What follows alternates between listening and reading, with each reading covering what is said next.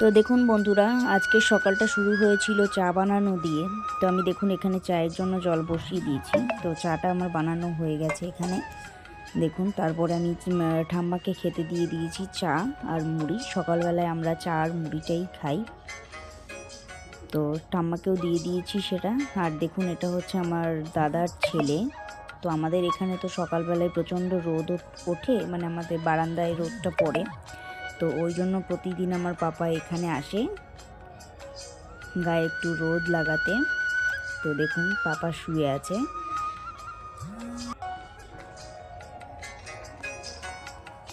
তারপরে দেখুন মা গিয়েছিল বাজারে।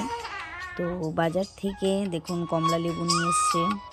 তারপরে দেখুন এখানে আছে আঙুর ফল। আর এটা হচ্ছে পাঙাশ মাছ। আপনারা কে কে খান প্রত্যেকেই কমেন্ট বক্সে জানাবেন আপনারা কে কে খান পাঙাশ মাছটা। আর এটা হচ্ছে শীতকালের সবথেকে ফেমাস সবজি, সেটা হচ্ছে মটরশুঁটি। আর এদিকে আছে হচ্ছে সেই বেতুর শাক। আর এই যে হচ্ছে কি বলে ওটাকে, বেগুন আর হচ্ছে টমেটো। আর এদিকে আছে আলু। আজকের ভিডিও